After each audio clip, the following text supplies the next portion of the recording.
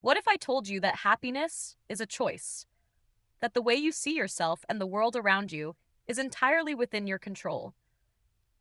The Courage to be Disliked by Ichiro Kishimi and Fumitake Koga is a life-changing book that presents the teachings of Alfred Adler in a way that can transform how we approach relationships, self-worth, and personal freedom.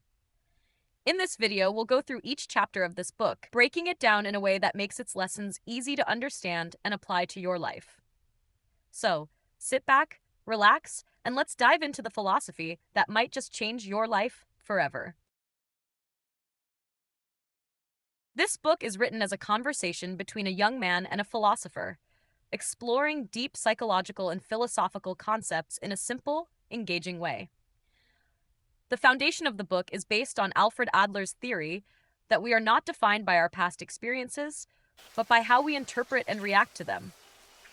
Unlike Freud, who believed that trauma and past experiences shape our personalities, Adler teaches that we have the power to decide our future. The book emphasizes that true happiness comes from breaking free from the need for approval, embracing personal responsibility, and living for oneself, rather than for others' expectations. Think about your own life. How much of what you do is dictated by how you think others will perceive you? Are you truly making decisions for yourself, or are you weighed down by the fear of judgment? As we continue, keep these questions in mind. The first conversation between the young man and the philosopher challenges the common belief that our past defines us. The philosopher explains that trauma is not real in the way we often think it is. Instead of being controlled by our past, Adler's philosophy states that we actively choose how we react to experiences. This means that we are not bound by the events that happen to us. Instead, we give those events meaning. If we can shift our perspective, we can free ourselves from the burden of our past and create a future based on our choices, not our wounds. Consider this. Have you ever used your past as an excuse to avoid change? Maybe you've told yourself, I can't do this because of what happened to me. But what if you chose to see things differently? What if, instead of using your past as a limitation, you saw it as something that gave you strength? This shift in mindset can be difficult, but it is the first step to personal freedom. Adlerian psychology argues that every problem we face is, at its core, a problem of relationships. Whether it's self-doubt, low self-esteem, or fear of failure, these issues stem from how we perceive our place among others. The young man resists this idea, but the philosopher explains that we often live our lives based on how we think others see us.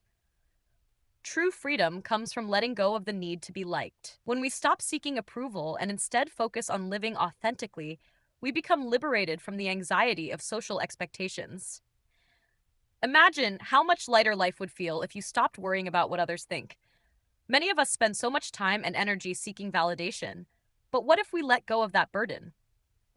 What if we lived according to our own values rather than trying to meet expectations set by others? This is what Adler's philosophy encourages us to do. One of the most powerful lessons in this book is the concept of separating your tasks from other people's tasks. Often, we burden ourselves with things that are not our responsibility. For example, making someone like you is not your task, it's theirs. Your task is to be yourself. The moment you stop trying to control how others feel about you, you gain true freedom. The philosopher teaches that recognizing what is within our control and what isn't is key to a happier, less stressful life. Take a moment to reflect. How often do you worry about things beyond your control? Maybe it's how someone reacts to your opinion, or whether a friend will approve of your choices. Learning to focus only on what is truly your responsibility can dramatically improve your peace of mind. Here, the book introduces the concept of community feeling.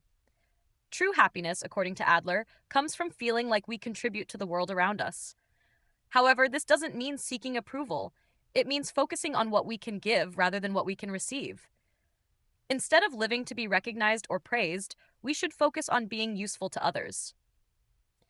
This shift in mindset leads to a deeper, more fulfilling sense of belonging. Think about a time when you helped someone without expecting anything in return. That sense of fulfillment is what Adler refers to as contribution to the community. It's not about being the best or being admired. It's about knowing that your presence adds value to the world in your own unique way. The final conversation centers around embracing the present. Many of us live in the past, regretting what we've done, or in the future, worrying about what might happen. But true happiness exists only in the present moment. The philosopher encourages the young man to live each day as if it's a dance, without worrying about reaching a final destination. This approach removes pressure, allowing us to fully experience life as it happens. The next time you catch yourself stressing about the past or future, pause. Take a deep breath, look around, and remind yourself this moment is all you have. What are you going to do with it? The Courage to be Disliked is a book that challenges our deepest fears about rejection, self worth, and control.